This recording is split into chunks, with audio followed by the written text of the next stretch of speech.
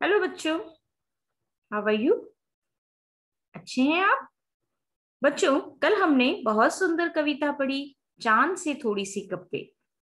इस कविता के माध्यम से, एक छोटी सी लड़की के माध्यम से, हमने भी चांद से बहुत सारी गप्पे कर ली, बहुत सारी बातें कर ली, है ना।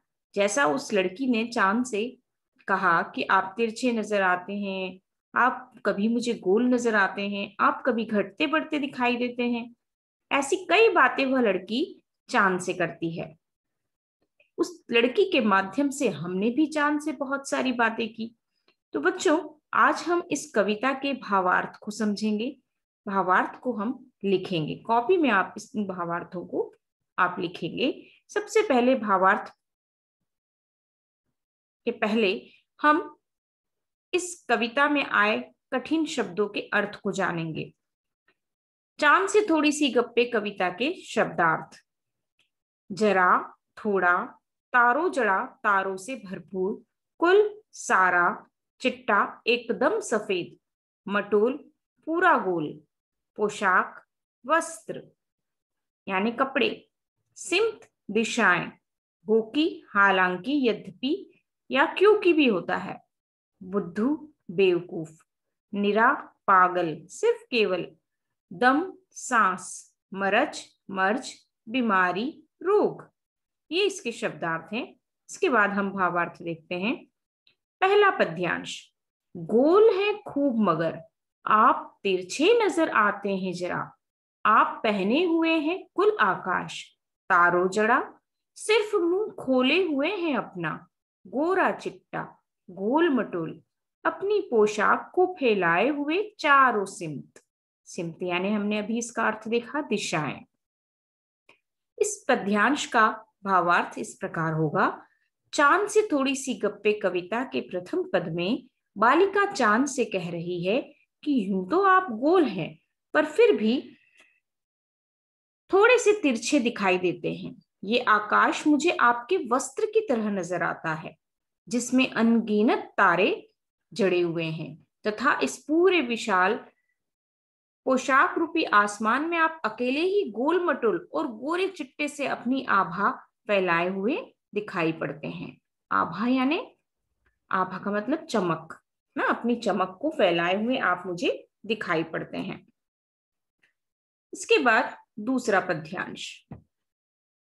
आप कुछ तिरछे नजर आते हैं जाने कैसे, खूब है गोकी, वाह जी वाह, हमको बुद्धू ही निरा समझा है, हम समझते ही नहीं जैसे कि आपको बीमारी है। इसका भावार्थ इस प्रकार होगा कि बच्ची चांद से कह रही है कि आप जो थोड़े से तिरछे नजर आते हो ना, अच्छे तो लगते हो, पर हमको आप बेवकूफ मत समझना। हम सब जानते हैं कि आपका ये तिरछापन आपकी किसी बीमारी की वजह से है।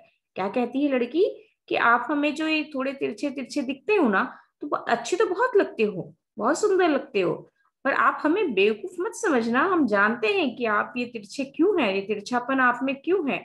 जरूर आपको कोई न कोई बीमारी है, इस वजह से आप तिरछे हमें नजर आते हैं। तीसरा पद्यांश है।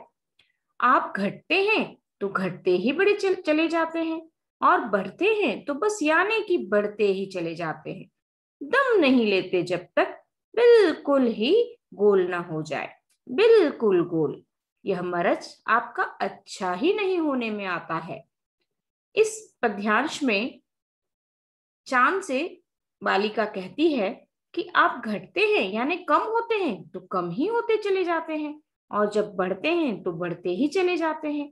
पता नहीं क्यों आपकी बीमारी ठीक ही नहीं हो रही है। अतः जो छोटी सी लड़की है, वह चांद के बढ़ने को, कम होने को क्या समझ रही है? एक बीमारी समझ रही है कि चांद को कोई बीमारी है, इसीलिए वह छोटा बड़ा हमें दिखाई देता है। कभी कम दिखाई देता है, कभी ज्यादा दिखाई देता है, कभी पूरा गोल दिखाई देता है, कभी दिखाई नहीं देता है।